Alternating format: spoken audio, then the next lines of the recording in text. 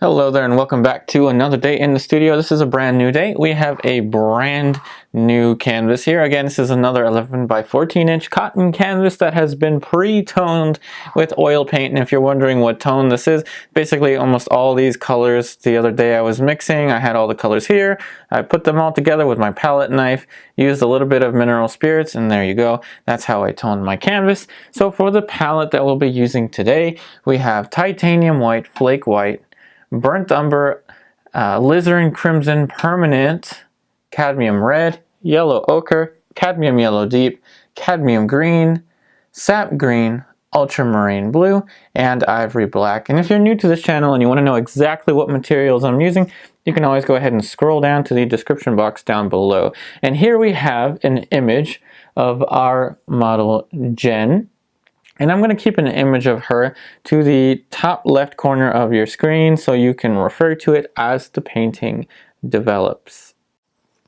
And just below, right over here, so right over here we have our medium that we're going to be using, which is a Neo Megilp medium. So what I'm going to do is I'm going to show you on my little post-it note system. So I'm going to be going through my comments and looking for suggestions and info like that. So Randy M says you don't have to keep your videos short on my account. So again, that was one of my struggles for the longest time. You know, painting takes a long time. So with this video, just like with the last one, I'm going to do my best to film every single brushstroke, however long the painting takes. I will do my best to film all of it and present you with all the footage. I have a couple other post-it notes that I'll read out throughout the video. So first thing I'm going to do is start off with putting just a little bit of Neo Megilp medium and just a little bit onto this brush. And this is a size 8.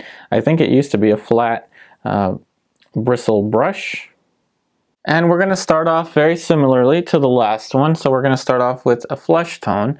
So we're going to be working in the alla prima technique yet again, because it's one of my favorite techniques to use. So let's start off with explaining a very simple and basic flesh tone combination. So titanium white, yellow ochre, pretty much in equal parts.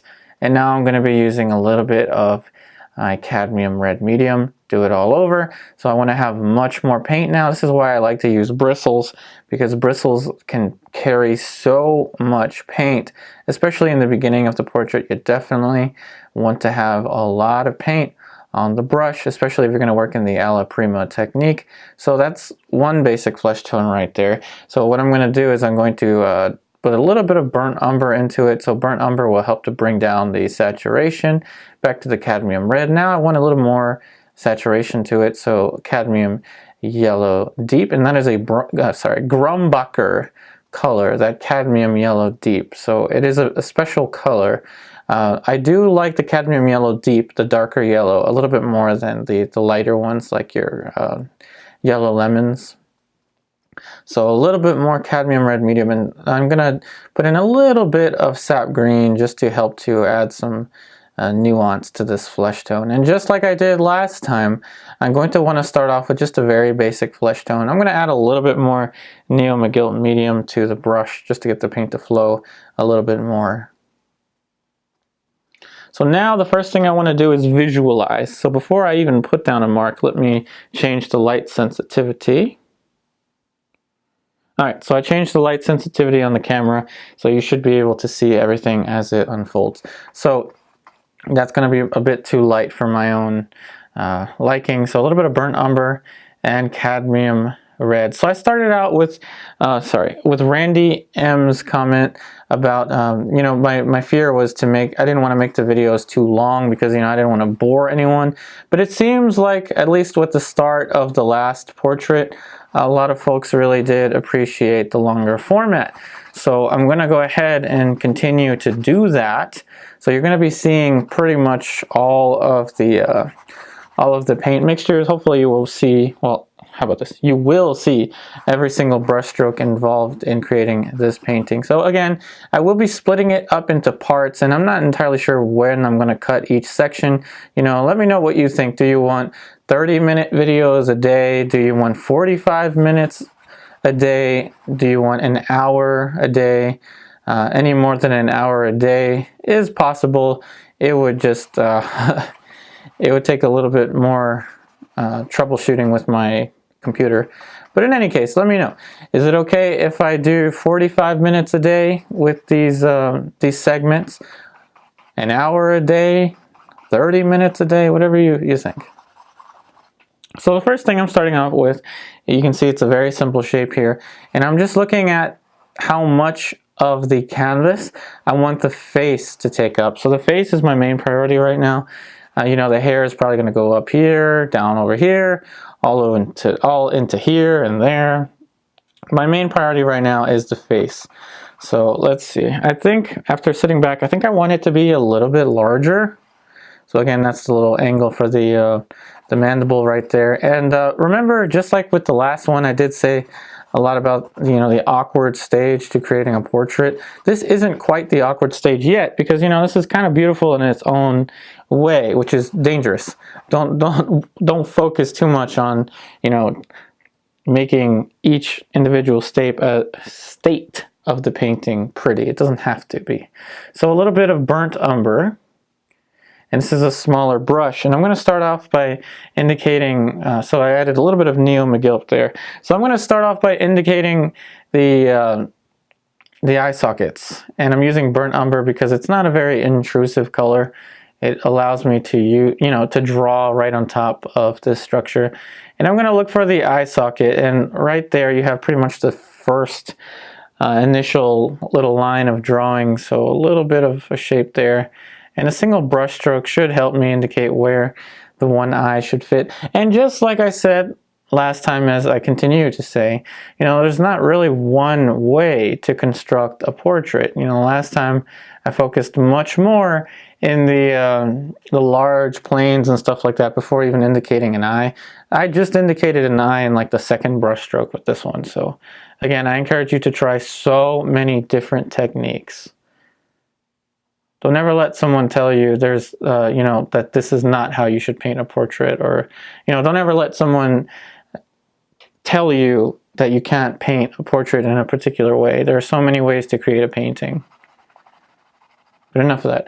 I'm trying to ramble less and talk a little bit more about the, you know, the development of the painting more. And it's a little bit more peculiar for me because I'm trying to show you every single brush stroke. It's almost like walking on the edge of a building. Like if I say something wrong, it's going to be very difficult to edit it out. So just bear with me here.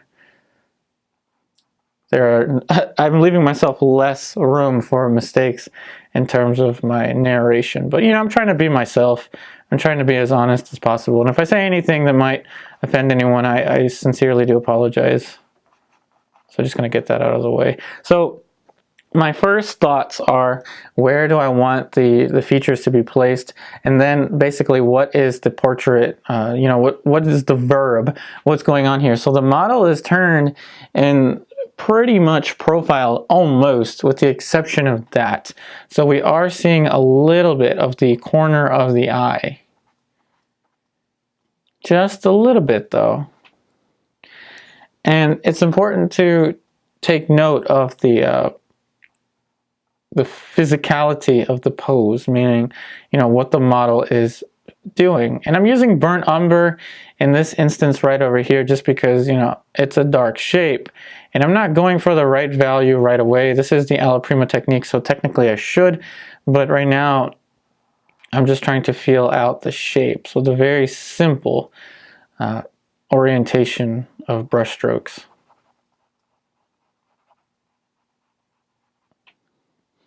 So I'm thinking that right around here will be my main center of focus for a long time in the portrait. And tell you what, right, but you know, before we even get too far in this painting, I'm gonna go ahead and tell you a little disclaimer.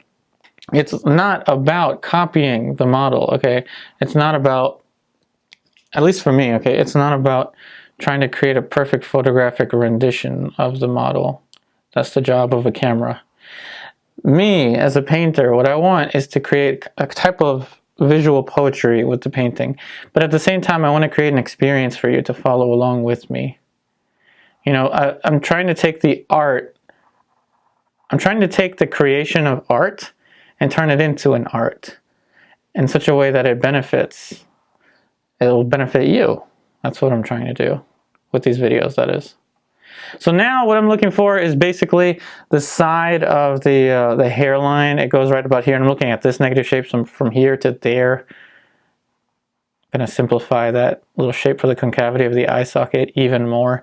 So again, this is one way that you can start an alla prima, just using your umber. So I suggest burnt umber over raw umber at this stage, because raw umber is a little bit more gray. So it depends on the brand. Winsor and Newton's raw umber is a little bit more gray than Winsor and Newton's burnt umber, because this is Winsor and Newton's burnt umber. So I guess the top of the head will probably fit over there, and I'm leaving myself plenty of room to create more specificity into these shapes. So now that I'm going to put a mark here for the accent of the tear duct, right into there. And you know that shape can be moved, it can be changed, but what's more important is right here, this angle, making sure that that angle is correct. Now I'm going to venture off down towards the bottom of the mouth. And the mouth, I'm not really going to focus too much on. I'm not really going to concern myself too much with the mouth. And let's think about our quotes. Okay, so John Singer Sargent, you know who John Singer Sargent is, right? If you've been watching my videos long enough, you'll know who Mr. Sargent is. So Mr. Sargent would say, you know, something along the lines of a portrait is a painting where there's a little something wrong with the mouth. Not sure if I'm saying it, you know, word, like each word correctly, but essentially he would say a portrait is where something is a little bit wrong with the mouth. And that's okay. The mouth is actually one of the easier areas to adjust. The easiest, I'd suggest it to you, I would suggest you not worry about the mouth and just focus on all of the strength around. All of the shapes around, and try to put more strength in just the structures, more emphasis on the structures around the mouth. So for instance, you know, this point to this point, it's probably not that long. Rather than focusing on the mouth, I'm focusing on this point to this point here.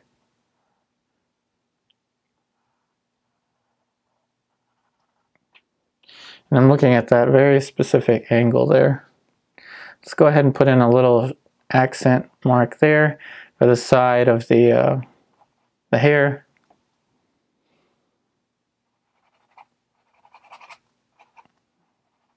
We're trying to establish our working space, basically. You know, where are we going to spend the majority of our time? Let's see here, relating the nose to the ear. The ear will probably fall somewhere down here. So one of you, okay, so let me do this first. So the idea here is that you want to keep your shapes simple and easy, okay? You want to keep your shapes simple and easy. And I'm going to ask you a question here, and I'm going to see if you can finish my sentence. Keep your shape simple and easy. Can you finish my sentence? So that when the time comes to make changes, those changes are simple and easy to manage. And someone actually did finish my sentence in the start of the last one. I was so happy. I was looking over the comments, eating my my breakfast, and I just kind of jumped. I was so happy that someone actually finished my sentence. I know I tend to be like a parrot sometimes, repeating the same thing over and over again. So I think that's going to be our little working space. Alright, so now it's time for the next post-it note. So let's see here. So I know it might be kind of hard to read. Stephen Greco asks if I can show the breakdown of the geometrical shapes and planes of the face to make it easier to recognize. So that's what we're going to try to do right now. And we're going to get into the specificity of the planes now right away. So we're going to basically draw with color here. So I'm going to focus around here. And this is going to be our little window of focus for those planes. And I'm going to try to make them even more specific. And I'm going to introduce the idea of form boundaries to you. So what I'm going to need first is a more solidified value color web. So what we're going to do is we're going to make another value change, and I'm observing the model as I'm doing this, well, I'm observing the photo reference, and so just making it darker down here with, I'm basically taking what was on the brush, okay? So I didn't clean this brush, so I'm using just cadmium red medium and burnt umber just to make a darker color, and again, I'm gonna make it darker with burnt umber, more burnt umber, and more cadmium red medium to continue to make it darker, but I don't want it to be too warm. So what I'm gonna do is I'm gonna add some more sap green. And then back to that might be too much. So I'm going to take some of that off. So yeah, that was too much. So I'm just taking some of it off using my paper towel. And that ought to be about good. So more burnt umber. So I'm trying to slow down. So I'm trying to show you each little patch of value. Oh, patch. I'm reminiscing of my dachshund Patches. When I was a kid, I had a dachshund named Patches, but you know, rest in peace, buddy. And to those of you that are still that are wondering, that have seen Mr. Taco, just in a little update, he's doing just fine. He loves to bark when I'm filming, which is, you know, it's all right with me. Got to let the dog be a dog, right? I really do love animals. I mean, not to get too off topic, but my other passion besides painting is definitely in animals in particular. I really do enjoy like reptiles and exotic animals. But you know, I can talk more about that later. I think you want to hear about the painting. So now I have a very simple little arrangement of color, and I tell you what, I think I need a brighter color. Just to, so I just changed brushes, so just to have a little bit of a brighter color. And I did my best not to add any more medium. And I suggest you to buy artist grade oil paints. And you know, you don't have to buy that many tubes. You can definitely just get just 4 tubes of color for portrait painting. That is the Zorn palette. And I have a few videos on the Zorn palette, so I won't really get into that today. But I think it's important to have artist grade oil paints. I can definitely feel the thickness of the paint, and to make it even thicker, I'm going to use titanium white into the flake white as I travel back down towards the middle tones. And flake white usually lives somewhere around this area of the value scale. And now that I'm talking about whites, just before we get into those planes, I got another post-it note for you. And this one is by, how do you even say, Squarez, S-Q-U-A-R-Z. So excuse my handwriting here. So titanium buff. I could also misspell something, so sorry if I misspell something. But he said something about titanium buff. So go ahead in the comment section down below and please write if you've used titanium buff.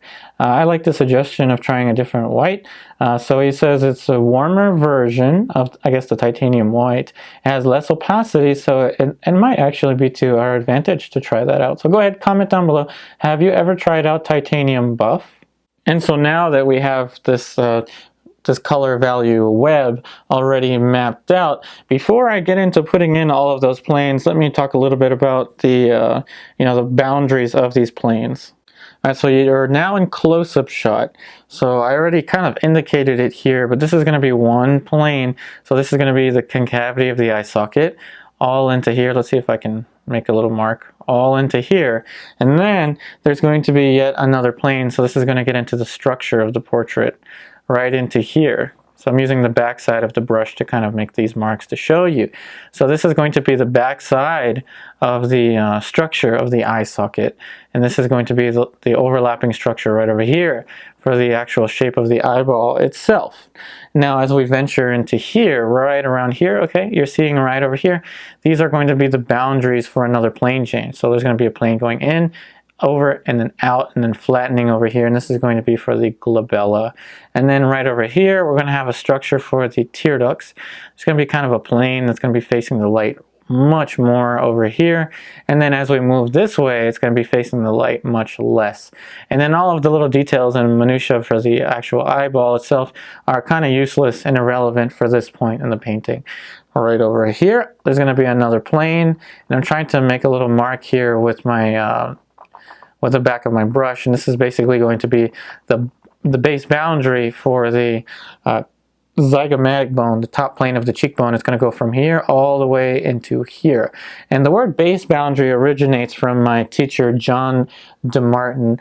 He definitely taught me so much about the idea of drawing and form and boundaries. And here's going to be the side plane right over here of the face, and the parietal region of the skull is going to be here. The frontal region is going to be over here. Then we're going to have right around here, there's going to be a little arc. See how there's a highlight there, even though we didn't get to it yet. And this is going to be for the superciliary arch. So now let's get into that. So this plane is going to be a little bit more greenish, so I'm going to use some cadmium green and sap green into this region of the palette. And tell you what, this is the concavity of the eye socket, like I mentioned before, but it's not actually, I don't think it's in shadow. I have a hard time figuring that out because this photo reference isn't the greatest. It was taken a long time ago. It was taken with an iPhone 6. So, I mean, an iPhone 6 is a great camera, but I don't think that that's the best photo reference that I could have of this model at this pose. But I think it's workable for sure. Or it's usable, should I say. So now I want to put in that lighter plane that I was talking about before. So just like I was guiding you through with the back side of the brush, now we're actually going to paint in these planes. And I think it's important to see the entire painting all at once, yes, but right now I know that most of my focus is going to go into these shapes. And we're going to kind of branch out from here outwards. And now you're noticing that I have two brushes, so I have a dark brush and then a green one. So the green one is going to be kind of for the lighter planes. And so let's go ahead and add a little bit more cadmium red medium. Hopefully we can get a lighter value. There we go. So this is another plane change. So that's going to be kind of the top plane of the curvature of the structure for the eye socket right into here. But anyway, let's go ahead and start to put in many more planes. I'm going to try to guide you through all of these shapes now. So here's the back side right here. Notice that brush stroke right there. So that is the back side for the I keep forgetting it. Sorry. Eye socket.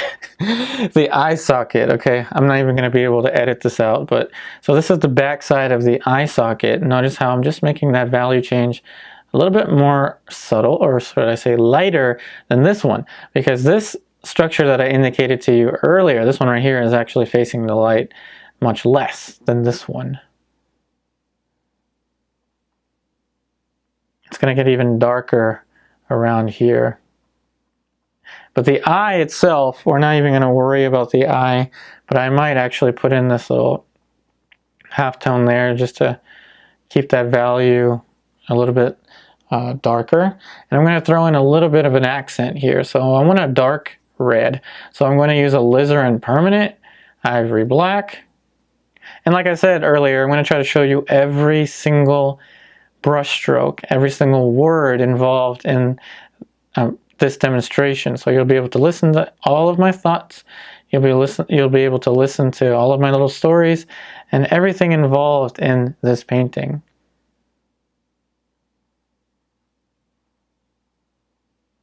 So that's just a little bit of a backside there, but I don't want to do too much for that shape. I want to keep it very, very simple.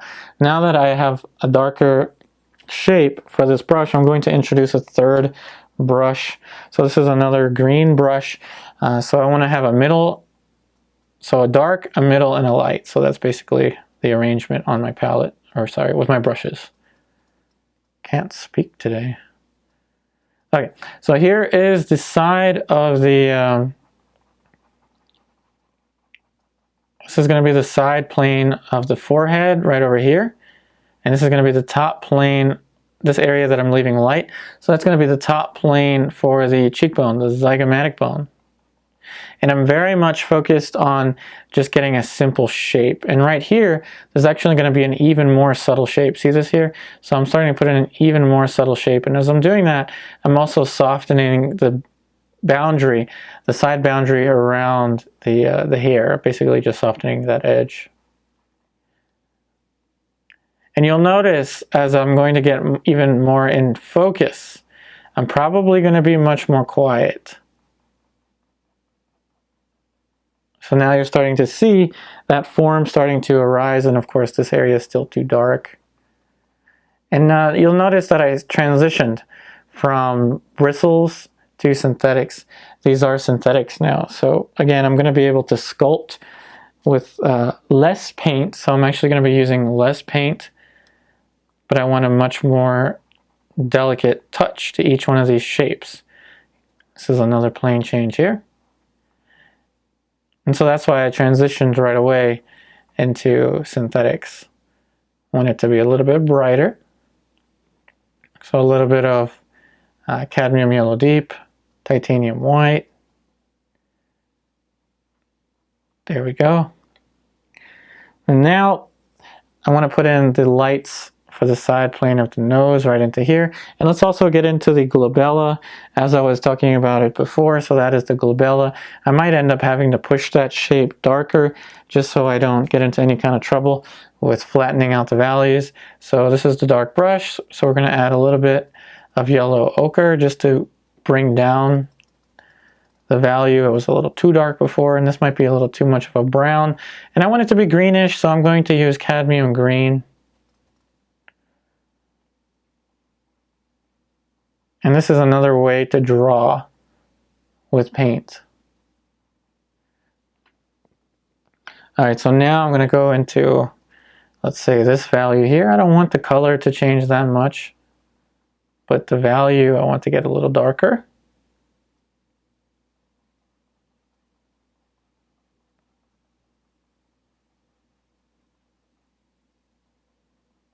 All right, so that should be about good for that. And now I'm going to get into some hue variation. So right around here, you're seeing a little bit more warmth. So I'm going to add in a little bit of cadmium red medium to do that. And that is, if I can remember, that is Gamblin's cadmium red medium. Hopefully I have that right in the description box. So a little bit more pink there. And then as we move across here, there's going to be even more pink, but you don't want to make the same pink here and same pink there. If you have the same color scheme all throughout, it might flatten out the image, whereas in the photo reference, you basically see a very similar color from here to here. But when you're working from life, when you're working from a live model, you will notice there's much more color variation in nature. So we're making that a little bit more pink. Still, we're raising the value around there. And so to indicate another plane, so there's going to be another plane change right here that I don't even think I talked about too much before. So let's go ahead and make those planes even more specific and easier to understand. So I'm putting in some cadmium green just to get a kind of a cooler light value, and right into here. See the shape here? So that's going to be for the bottom side of the, I think I've heard it called the tear bag somewhere around here. But in any case, it doesn't matter what the name is. It's just a value here that's darker than, say, here, but it's lighter than, say, here and here. So it's kind of a value that's sandwiched in between the other values. But of course, I'm making it much more sharp and much more noticeable when I first indicate that plane.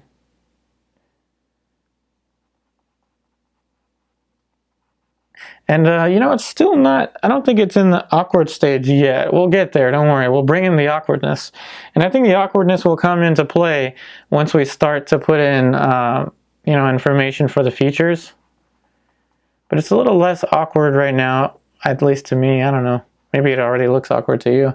But remember, the awkward stage is just part of the process of painting portraits. In particular, if you're going to be painting in alla prima style. And again, alla prima means wet on wet. So I'm going to try to be a little more quiet now and a little more focused on the painting.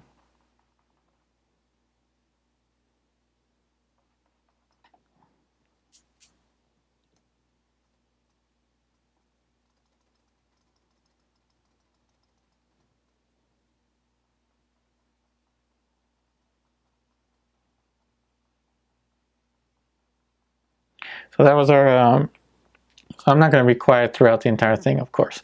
But that was the, so this is the side plane of the wing of the nose.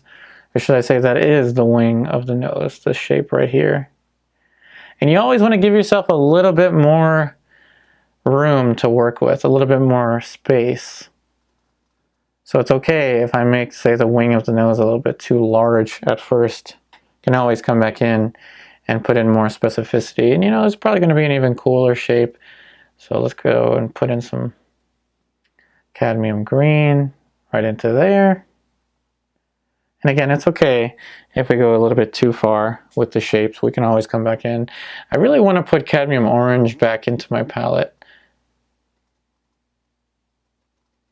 It would just save me so much time with the color mixing. And I feel more and more now that I want to add more colors to my portraits.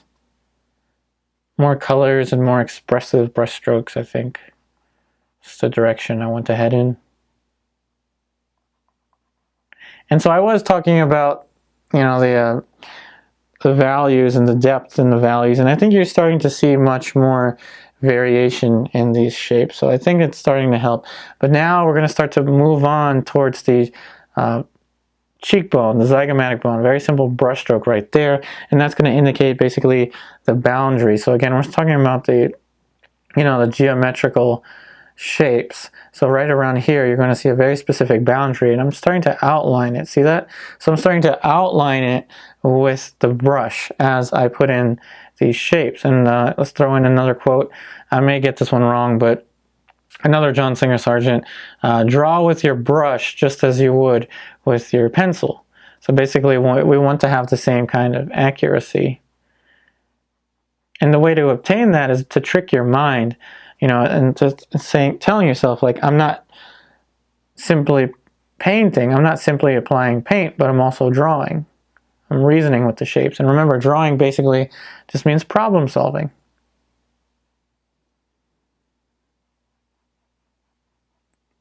So a little bit of sap green, and as we progress towards the backside, towards the ear, so back here, it's going to get much, much darker.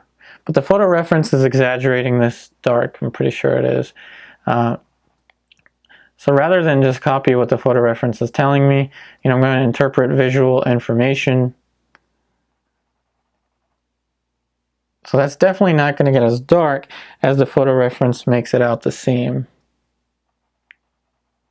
But it will, however, get darker. The shape will get darker than this one. Just because structurally, its angle is facing the light less. And you know, a lot of this information that I'm giving you is kind of just coming into my head as I go. But, you know, the idea of this plane facing the light, even though I just made it darker, the idea of this plane here facing the light less than that plane, that kind of thinking comes from working from life, from live models. And there's nothing wrong with working from photograph. I just think it's important to have a balance between working from photograph and live model.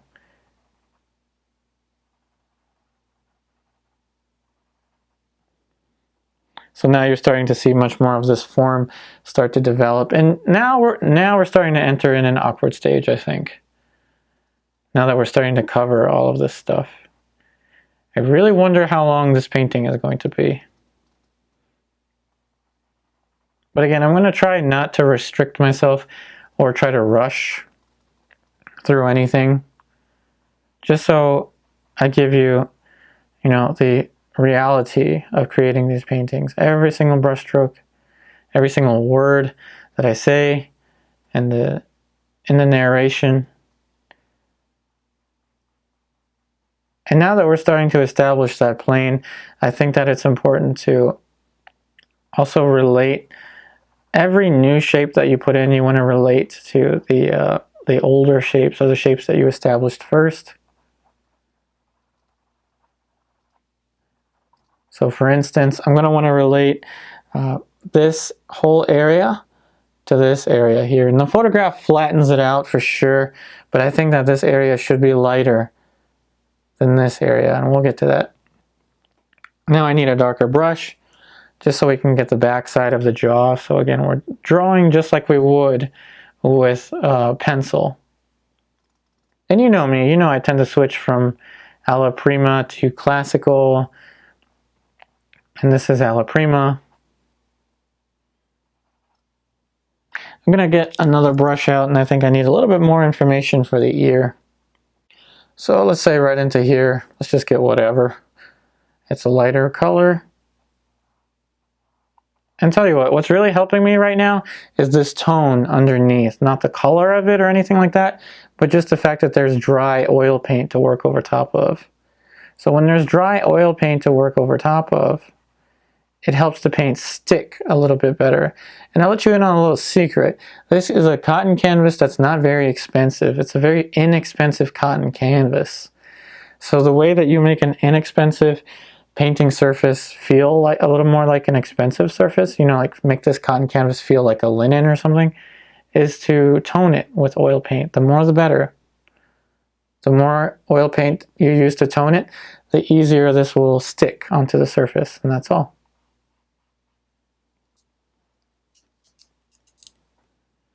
I think we need another accent mark, and I'm afraid to do this, but I'm going to put in a little accent mark now for the eyes.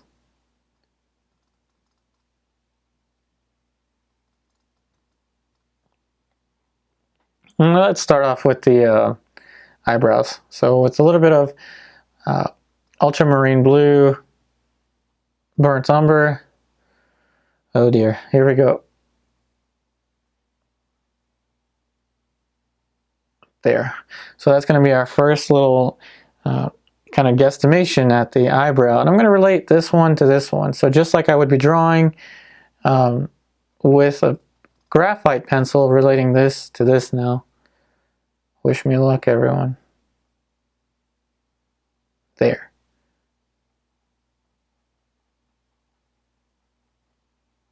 Cool. So I think that's all right. I think we're still okay. A little bit more ultramarine blue into this area. What do you say? What do you say we throw in some ivory black?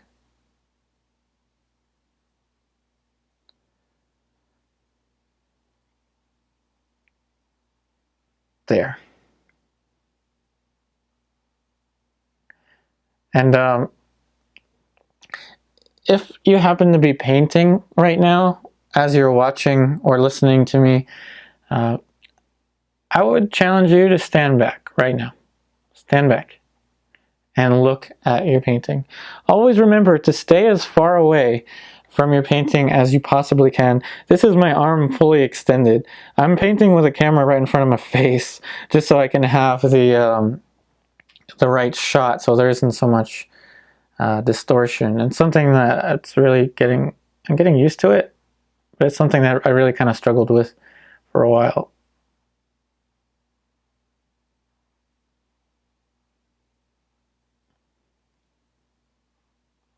And then once I get a better camera set up, you'll be able to see me again like you did before. Not sure anyone wants to see me. I think everyone wants to be more focused on the painting.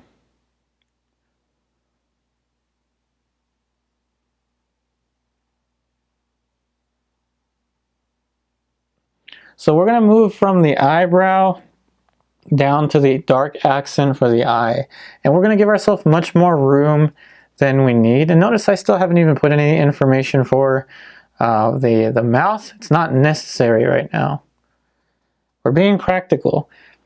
So we just want to focus on this shape. And as I stand back, I noticed that this is a big head. So I did make the face a little bit large, but that's okay. You know, we're focusing much more into this. And making the face a little bit larger actually kind of gives you more room to work with.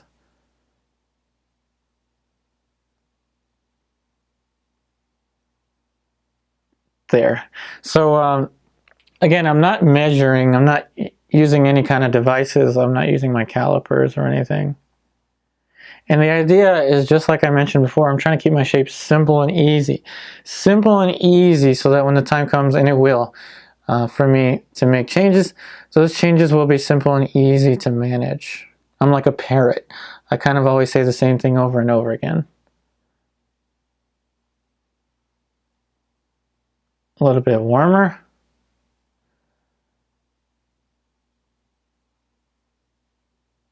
And now while we're putting in these dark accents, how about we put in another dark accent right here. And that's going to be for the nostril. And it's a bit too early to get into little details like that, but yeah, whatever. A little bit more cadmium red.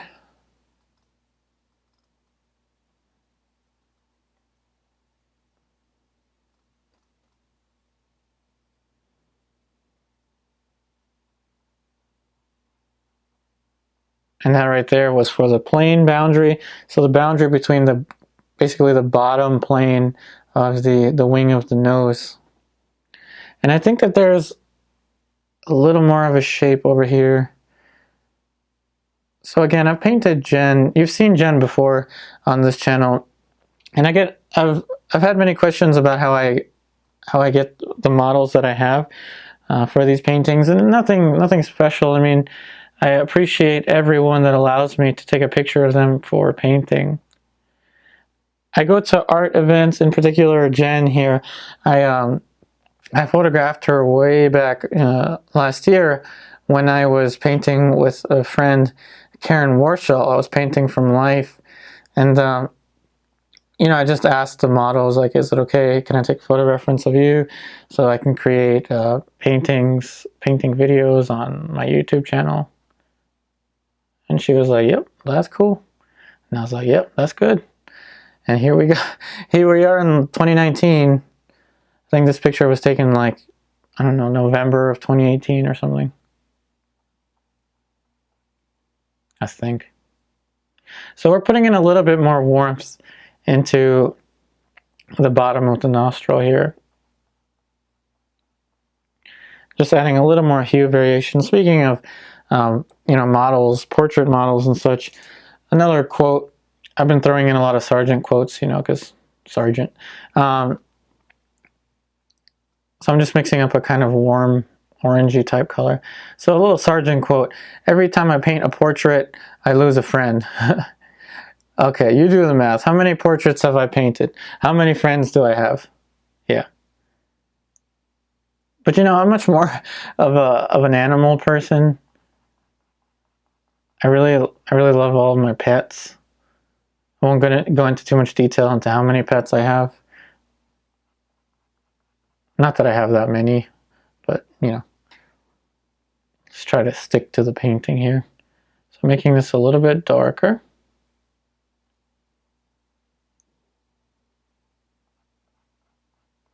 There we go.